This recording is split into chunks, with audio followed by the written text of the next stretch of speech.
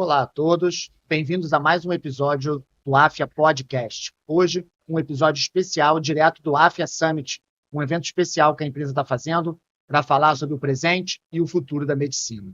Aqui, a gente vai discutir especialmente um dos painéis de hoje, que é como a gente usa as ferramentas digitais para aumentar o engajamento do paciente. A gente sabe que, especialmente em doenças crônicas, você manter essa motivação e essa cumplicidade dele com você e com o tratamento pode ser um desafio.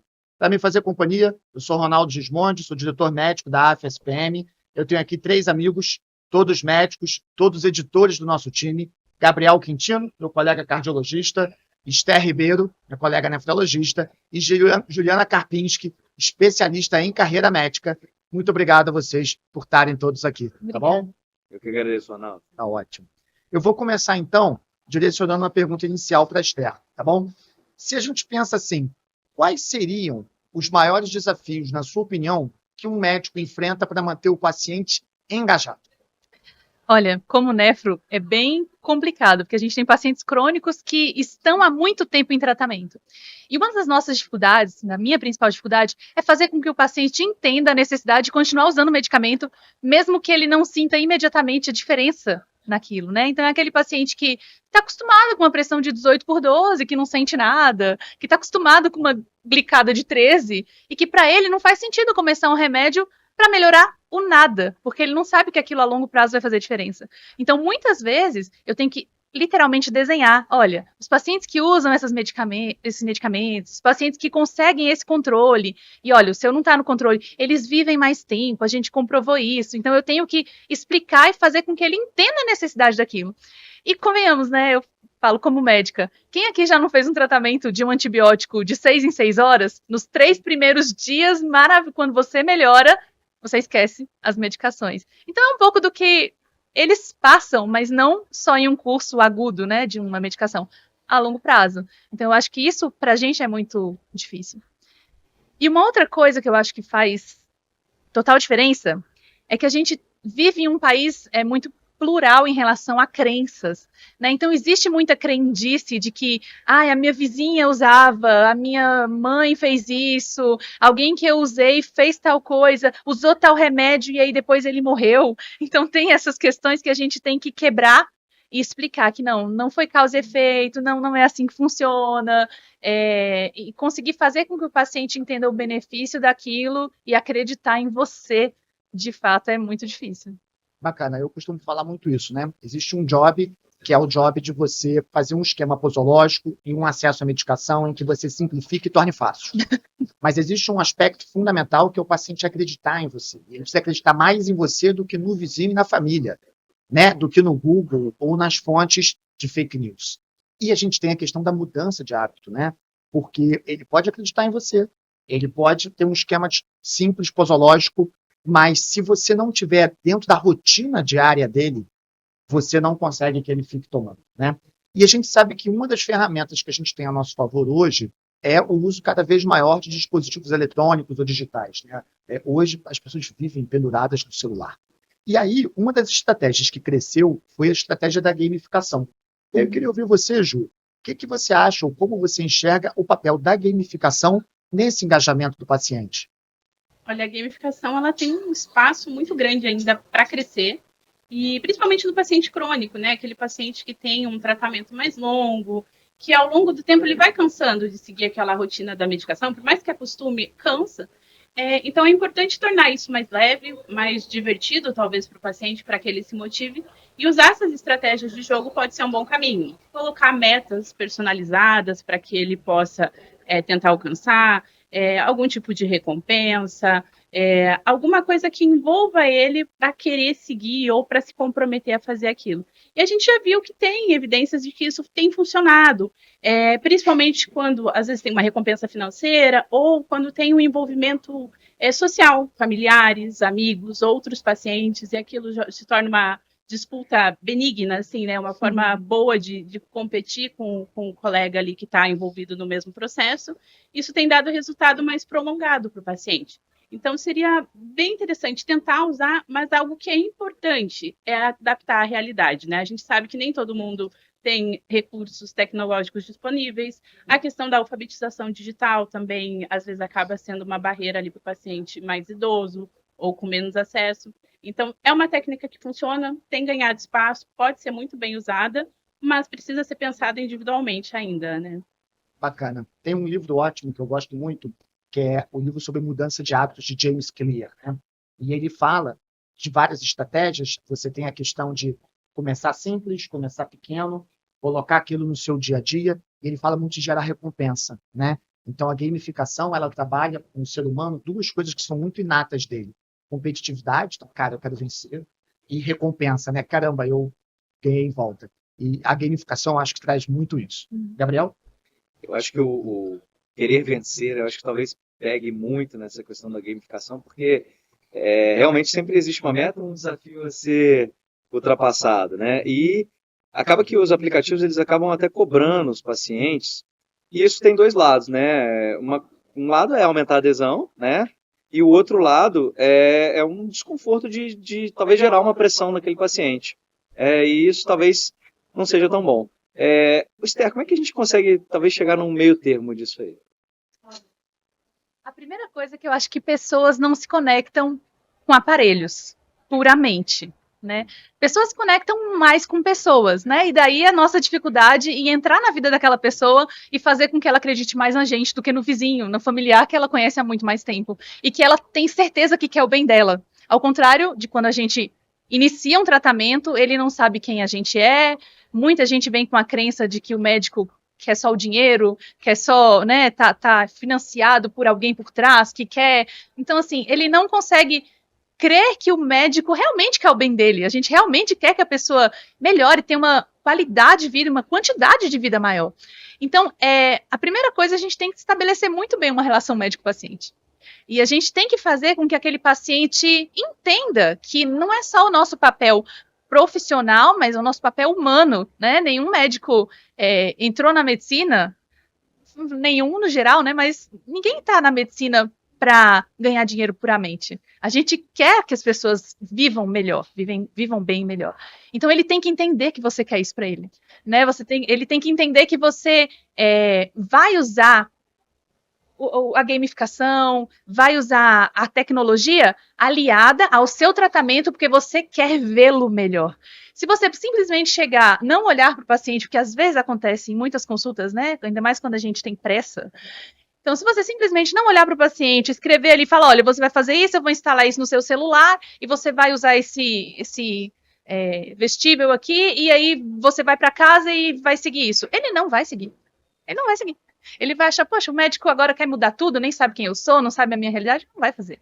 Então, a primeira coisa é realmente conectar com o paciente. Mesmo que às vezes a gente atrase em algum tempo esse tratamento pleno, você garante uma continuidade a longo prazo. Às vezes você não consegue pensar tão a curto prazo, você tem que pensar a longo prazo, estabelecer aquela confiança e daí acrescentando as coisas aos poucos conforme aquele perfil de paciente vai conseguir absorver, né? Então, isso a gente vai depender de conversa, de entender quem é o paciente, o que ele consegue entender de tecnologia, o que ele consegue entender, quem está por trás. Então, às vezes, o paciente não consegue entender muito, mas tem um filho engajado por trás que vai conseguir fazer isso. Então, isso é muito a velha e antiga relação médico-paciente que sempre vai ser necessária. Só falar uma coisa, para aproveitar para fazer a nossa propaganda, a gente tem na AFIA o iClinic, que é o nosso prontuário eletrônico, e o iClinic já tem dentro dele um dispositivo voz para texto. Ele ouve a consulta médica e transcreve automaticamente para vocês. Dispositivos similares em pesquisas nos Estados Unidos reduziram em 50% o tempo em que o médico fica olhando para a tela e teve uma taxa de satisfação dos pacientes nesses centros acima de 80%. É muito bacana. Gabriel? Isso ajuda muito, muito a criar confiança no paciente. Principalmente se você consegue transportar a mensagem para ele enquanto você está conversando com ele, ao invés de ficar digitando, né, Ronaldo? E é legal, uma ferramenta, né, que ajuda a gente e não necessariamente precisa estar na mão do paciente. E pegando esse gancho, quais as ferramentas que você já usa e como elas funcionam? Sim. Uma delas que eu ia falar é exatamente o iClinic, né? Ela ajuda muito, porque, ao contrário de prontuários que eu brinco, né? Às vezes parece uma tela de computador de 1900 e bolinha, nos anos 2000 lá. Ele é intuitivo, ele te dá feedbacks que você consegue estabelecer ali no próprio horário do atendimento do paciente mesmo, como também te poupa tempo de burocracia. Então, é aquele tempo que você já não tem, né? A gente sabe que paciente nefrológico é um paciente complexo. É um paciente que já passou pelo cardio, que já passou pelo endócrino, que já passou por diversas especialidades, e ali, às vezes, em meia hora, que seja em 1 hora, né, de uma primeira consulta, em um ambiente ideal, ainda é pouco para você conseguir resgatar todo o histórico do paciente, entender como funciona, e ter que fazer isso brigando com um sistema que não funciona, brigando, é muito difícil. Então, assim, isso já ajuda muito na prática. A Receita Pro também ajuda, porque a gente consegue tirar aquele tempo mesmo de digitar, de fazer, então te auxilia muito nisso. A parte inicial é muito intuitiva, então, ao contrário de quando eu fui começar a usar, eu vou ter que aprender uma ferramenta nova, vou ter que começar do zero. Gente, para quem usa celular, a gente que está nessa era, né, de sempre estar ligado, é muito fácil. Então, tem sido coisas que eu já tenho usado. Em alguns locais que não tenho acesso ainda ao iClinic e tudo, eu consigo usar, às vezes, o próprio celular do paciente para me ajudar em algumas coisas. Mas, daí, de novo, eu preciso de uma boa relação médico-paciente para ter acesso a isso. Então, às vezes, eu consigo pedir para o paciente me emprestar o celular para eu marcar no calendário dele o horário dos remédios que ele vai usar. Né? Eu consigo pedir que o paciente coloque ali para repetir um alarme, né, algo que ele possa fazer, marcar a consulta dele. Tem pacientes que esquecem muito de vir na consulta, porque são consultas não são tão rotineiras. Eu coloco lá no calendário dele o dia da próxima consulta, o dia que ele vai fazer o exame, para ele ficar alerta em relação a isso. Então, dá para a gente usar o simples, para quem não tem acesso? Dá. Agora, com certeza, ferramentas melhores te poupam muito tempo e melhoram essa relação, né? Muito bom, muito bom. Eu vou puxar, então, assim, o papo para algumas ferramentas que a gente pode usar com o paciente, né? A gente tem aí uma série de vestíveis, né, os wearables, que tem, né, mostrado cada vez mais evidência, inclusive evidência científica, mas a gente também tem aplicativos aí de mensagens, aplicativos de cobrança, de lembrete. Essas ferramentas, elas automatizam e usam a inteligência artificial como ferramenta para o paciente. E assim, o que realmente está funcionando, Ju? O que ainda não está funcionando? Você consegue trazer um pouco para a gente? O que é legal? O que tem evidência? O que não tem? Você consegue trazer um pouco disso para a gente? Sim. Essas ferramentas, elas estão sendo hoje um aliado tanto do paciente quanto do médico, né? O médico consegue ter mais acesso a informações do paciente e o paciente consegue um autocuidado ali importante. O que a gente vê hoje funcionando? As ferramentas de monitoramento, né? O tradicional, o reloginho ou o celular ali que calcula os passos, que pode acompanhar a glicemia do paciente. Isso é interessante, fornece dados, mas só dados não é suficiente, né? A gente tem que saber o que fazer com os dados e o paciente precisa saber, né? Se eu dei quantos passos, o que isso significa, a minha glicemia está a tal valor, o que eu faço, o que eu não faço nesse momento. Então, essas ferramentas que elas conseguem oferecer a informação e aplicar na rotina do paciente, elas têm sido bem interessantes. As mensagens de SMS, de WhatsApp também são ferramentas que são importantes, estão tendo um papel legal no acompanhamento do paciente, porque pode ser usada por qualquer paciente, né? Você não precisa ter um celular de última geração, você consegue receber uma linguagem adaptável ali ao perfil daquele paciente, um lembrete de medicação, um lembrete de consulta, formas que vão envolver ele ali a participar mais do próprio tratamento. O que a gente tem de mais recente são os chatbots, a parte da inteligência artificial também que está contribuindo muito para isso. A gente consegue ter um atendimento mais personalizado, o paciente consegue esclarecer dúvidas que talvez ele não conseguisse perguntar para o médico, ou até mesmo tem vergonha, tem aquele receio, e ali com a parte da inteligência artificial ele consegue ter esse acompanhamento. E isso tem sido muito bacana porque faz com que ele se engaje, né? E economizar o tempo do médico também, exatamente. Né? O que a gente tem que pensar que não funciona? É quando a gente tem isso de uma forma muito rebuscada, com muito recurso, com muita geração de dado que o paciente não sabe o que fazer com ele, ou que sobrecarrega o médico de informação, mas também não tem aplicabilidade. Então, quando o recurso é simples, quando o recurso é aplicável na rotina, na realidade do paciente, é um bom companheiro ali no atendimento, né? Legal. Eu sou cardiologista, o Ronaldo também, e uma das queixas que eu mais pego no consultório é a palpitação. E eu sou um grande entusiasta da tecnologia, tanto é que meu relógio faz eletro, né?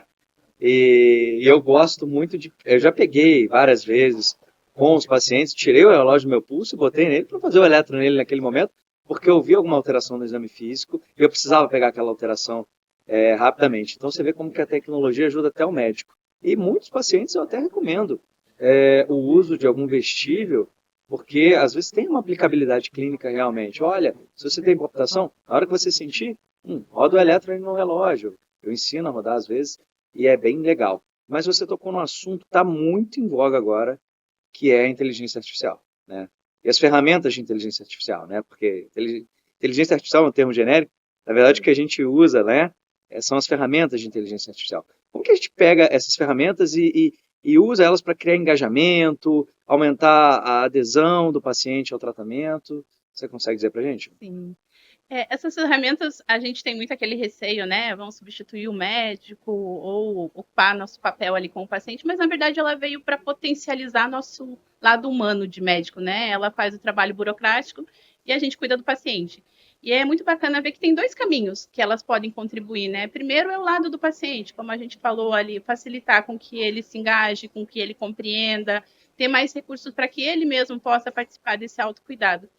E o segundo lado, que é importante para melhorar a adesão, para melhorar essa participação do paciente, é o apoio de suporte que ele dá para o médico, né? Que a inteligência artificial traz ali para o médico no dia a dia. A gente está lançando aqui no Afya Summit recursos novos ali do iClinic, o Receita Pro, que são ferramentas que vão reduzir essa burocracia, por exemplo, do médico, que no dia a dia ali facilita na hora de prescrever para que o paciente tome uma decisão compartilhada com o médico, para que tenha um espaço de discussão, de horário de medicação, de melhor forma do paciente aderir, isso faz uma diferença. O gravador de voz ali da consulta também, que permite, como a gente já comentou aqui, esse olho no olho do médico enquanto está na consulta, que é uma queixa frequente de paciente, né? Fui lá no consultório, ele nem olhou na minha cara. Então, assim, isso a gente consegue reverter e faz com que o paciente se engaje. Ele vai tendo mais contato com o médico, se envolvendo mais no próprio tratamento, ele vai tendo um resultado melhor para ele mesmo. Então, acho que a inteligência artificial contribui para o paciente, para o médico, e tudo isso melhora no resultado final ali no desfecho. Muito bom, muito bom. E tem uma nova ferramenta no Whitebook também, que é o Whitebook Assist, né, que facilitou muito o uso, né, com inteligência artificial. Você faz a pergunta lá, e ele usa a própria base de dados do Whitebook, então super confiável, super baseado em evidências. Eu acho que dá para a gente usar aí com segurança e ajudar mais ainda na prática clínica, né? Pra nossa realidade do Brasil, né? Pois gente é. pensa no banco de dados, quando a gente vai pegar a evidência pura, né, em artigos internacionais, nem sempre a gente consegue aplicar aqui, né? E o Whitebook isso já está filtrado. E não tem risco dela alucinar, né? Como dizem, né? Ela não vai alucinar porque ela tem o dado ali que ela vai pegar. Falando nisso, Esther, eu queria pegar e engajar com você daquele médico que é mais antigo, que talvez não esteja tão familiarizado com a tecnologia, que mexe no celular, mas ainda tem algumas barreiras, eu acho que de geração até. Ele ficou para trás, mas ele está ouvindo bastante sobre inteligência artificial, está ouvindo bastante sobre esse assunto, sobre tecnologia. Ele quer entrar, quer assinar o Whitebook, quer usar essas ferramentas, mas ele se sente que está para trás. Dá para pegar? Como é que é? Eu lembro de uma frase de um professor bem famoso na minha faculdade, que ele dizia assim: você não precisa ser o primeiro a usar uma novidade, mas não seja o último. Muito boa. Então, assim, há tempo, né? Não, ninguém está para trás ainda. O futuro está... A gente está no futuro, né? Construindo o futuro, mas isso é muito simples, né? A parte da medicina de relação humana é muito mais difícil. Né, a inteligência artificial, a tecnologia, ela não vem substituir o bom médico, mas ela auxilia muito. Ela economiza nosso tempo, ela aumenta nosso tempo com a nossa família, ela melhora a nossa relação médico-paciente. Então, assim, para quem tem medo, porque esses jovens modernos, gente, se acalmem, não tem nenhuma máquina fazendo nada sozinha por trás. São pessoas que estão fazendo ferramentas úteis para bons médicos que querem usar na sua prática. Então, assim, uma coisa muito boa é começar com o próprio iClinic, porque ali você vai ter insights que vão te dar visibilidade para outras coisas, né? No portal Afya, a gente tem vários textos sobre carreira médica, e ali a gente fala muito sobre tecnologia e inteligência artificial. Tem textos que a gente consegue... Tem textos baseados nisso, né? O que fiquei para trás? O que eu faço agora? Então, vai dar visibilidade para outros cursos, por exemplo, que a AFIA tem relacionados à inteligência artificial. Então, tem muita coisa que a gente consegue, com uma sentada de alguns minutos por dia, assim como a gente faz para se manter atualizado em relação a outra, espero que todos façam isso, né? Se manter atualizado em relação à nossa especialidade, vale a pena sentar um pouquinho, porque é um investimento pequeno e você vai ter um ganho muito grande a longo prazo. E eu falo porque eu acho que os médicos que ficarem muito para trás daqui a algum tempo vão ter dificuldade em relação a entender a própria medicina.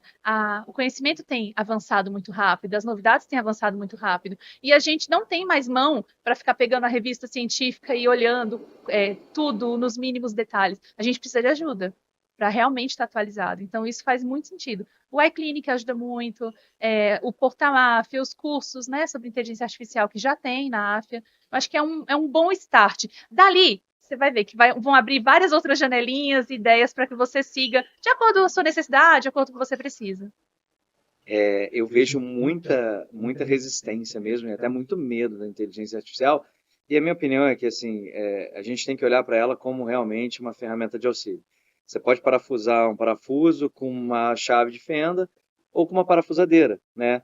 E óbvio que a parafusadeira vai ser muito mais fácil, vai economizar muito seu tempo.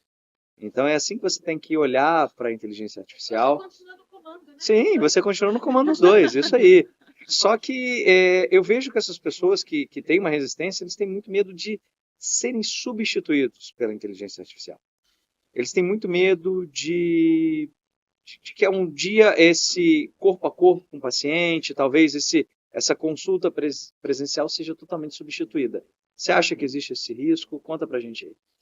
Vou voltar novamente no que eu já falei, né, algumas vezes, mas pessoas se conectam com pessoas, né? A gente poderia gravar esse texto, tudo que a gente está falando, e colocar para alguém ouvir. Não teria o mesmo sentido, né? Colocar uma inteligência artificial para ler o que a gente está falando aqui. Não ia fazer o mesmo sentido.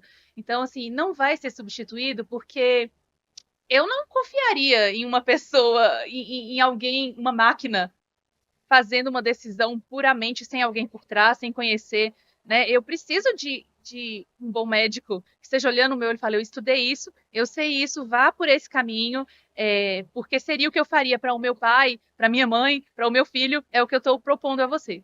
Eu acho que não existe esse risco. Agora, eu acho que existe sim o risco de médicos que não entendem nada de tecnologia, não querem se atualizar, serem substituídos pelos que estão se atualizando e se renovando e entendendo o que está acontecendo na modernidade. Agora, a máquina não vai substituir a pessoa plenamente, isso não existe. A inteligência artificial tem uma pessoa por trás, mesmo ela, né? Tem alguém fazendo isso por trás. Esses dias eu vi uma aula com o Dr. Vitor Gadelha, que inclusive está aqui no AFIA Summit, vai dar uma palestra para a gente, e ele falando sobre a inteligência artificial, e principalmente no radiologista, que eu acho que talvez seja a especialidade que mais tem receio, porque já tem várias ferramentas fazendo a leitura e o laudo de imagens. E ele falou, olha, a gente não pode ter medo, não faz sentido a gente querer criar uma ferramenta para substituir um médico. Por exemplo, se você criar uma ferramenta para enxergar sangue na cabeça, num AVC hemorrágico, não é tão difícil para qualquer médico enxergar um sangue numa cabeça, num AVC hemorrágico. Mas se a ferramenta puder olhar aquela imagem e trazer para você priorizar aquele laudo, talvez seja a diferença entre você dar o melhor suporte, o suporte mais rápido ao paciente ou não, entendeu? Então, assim, ela também potencializa a sua capacidade de trabalho. Por exemplo, se antigamente um radiologista laudava 20 exames, hoje ele lauda 40, reclamando que está muito cansativo, que está muito pesado, talvez com a inteligência artificial ele laude 120 e não sinta o cansaço que ele sentia com 20, entendeu? Porque ela vai já trazer bastante informação para ele, ele só vai ter que aparar as arestas. Então eu acho que realmente a gente vai ter que pensar nela como uma ferramenta que auxilia e não como um substituto. Bom, já falei demais, eu acho que vou passar para o Ronaldo agora. Não, tá ótima, a discussão tá super bacana. A gente agora vai voltar ao tema de engajamento e adesão. E aí eu queria, Ju, ouvir um pouquinho de você. Como que você faz para tirar o paciente do estado de conhecimento passivo, né? Para ele realmente se comprometer, ou seja, para o conhecimento gerar uma ação? Eu acho que nesse momento entra a papel da comunicação, né? Como a gente se comunica com o paciente. Faz toda a diferença para que ele queira participar daquilo ou para que ele simplesmente siga o que está escrito ali no receituário ou não, nem siga, né? Então, assim, a tecnologia facilita, a tecnologia nos dá mais tempo para se comunicar e facilita a comunicação, né? Melhora a linguagem, a gente tem recursos para adaptar essa linguagem, adaptar para que o paciente entenda de forma visual, de forma simulada. E isso vai melhorar essa adesão e esse engajamento, e aí a diferença, né, a adesão, quando o paciente segue tudo certinho, toma a medicação, vai na consulta, mas o engajamento, ele tem aquela participação ativa, né, ele começa a ser protagonista ali do próprio tratamento. Então, a gente precisa conseguir isso, e o principal ponto nisso é envolver o paciente, é conseguir fazer com que ele participe do processo de decisão, com que ele comunique ali na consulta, olha, eu não estou conseguindo tomar essa medicação porque o horário não está funcionando, eu não estou conseguindo vir na consulta porque talvez não tenha um acompanhante, como que a gente consegue adaptar isso para ele, e quando a gente tem disponibilidade para o olho no olho, para ouvir, a gente consegue oferecer recursos para tentar suprimir essa demanda dele. E entender também qual que é o propósito do paciente, por que que ele quer fazer aquele tratamento. Todo mundo tem um propósito de vida e o paciente também está ali. E quando a gente entende, ouve o propósito do paciente para que a gente possa tentar trabalhar nisso, a gente faz com que ele tenha uma motivação para seguir aquele tratamento, para se engajar, para alcançar o resultado. Então, acho que esse olhar, essa atenção, por mais que a tecnologia seja um grande aliado, a gente sempre vai ter que ter o lado médico, como a gente falou ali, a gente não vai ser substituído porque a gente está ali para fazer esse papel humano de dar o suporte, e isso que vai impactar realmente em engajamento, em adesão, em resultado. Muito bom. Esther, a gente sabe que alguns pacientes têm dificuldade ainda com os produtos digitais, a gente tem os pacientes com idade mais avançada, que não tiveram uma escolaridade ou uma renda que permitiu entrar nesse mundo muito cedo. E aí eu queria saber de você um pouquinho se você tem alguma estratégia especial para fazer essa mudança do passivo para o ativo nesse grupo. Olha, eu acho que a gente às vezes subestima também alguns pacientes, né? Já aconteceu de ter pacientes. Eu brinco que a minha avó de 90 anos tem Facebook. E apesar do Facebook ser mais as antigas, é impressionante que ela, com 90 anos, esteja ali atenta, curtindo as coisas, né?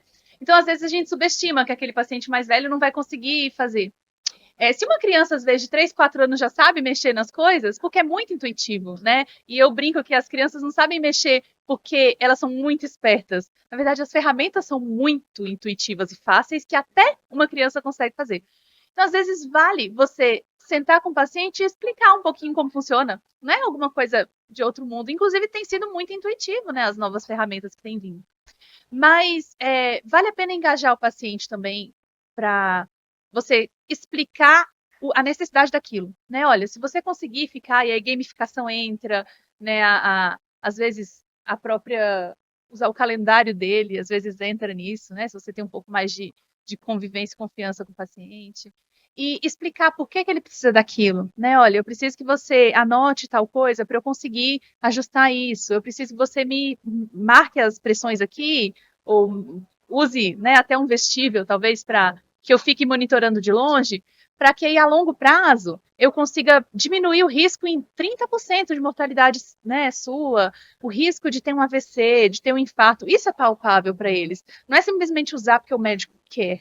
Né? Eu acho que é importante a gente explicar por quê. Porque eles são capazes de fazer coisas incríveis, né? A não ser um paciente que já esteja muito mais debilitado e que às vezes a gente pode usar um familiar que está junto para que faça isso por ele. Eles têm capacidade de aprender, né? Muita coisa. Então, acho que a primeira coisa é a gente não subestimar a capacidade que eles têm de fazer isso. E a segunda é realmente começar pelo simples, como a Ju falou, né? Vamos usar o que ele tem disponível ali naquela hora. Ele tem disponível um alarme, às vezes, ele tem disponível um WhatsApp que eu consiga usar um chatbot, talvez, para ter um feedback. O que eu tenho disponível? Então, vamos começar pelo simples. Pode ser que na próxima consulta eu consiga implementar um pouco mais, alguma coisa a mais. E aí, melhorando isso. Agora, com certeza, se eu for começar com uma ferramenta muito complexa para um paciente muito simples, que ainda não tem a relação médico-paciente estabelecida, isso não vai funcionar. Então, tem alguns passos, né, até isso. É começar pelo básico e começar pelo pessoal. Muito bacana. Eu acho também que a gente tem a oportunidade de aprender com outras áreas Então, trazendo um pouco o conceito de gestão de pessoas e de marketing. Então, na gestão de pessoas, a gente fala muito isso, né? O quanto que eu pressiono e o quanto que eu motivo para alcançar um resultado.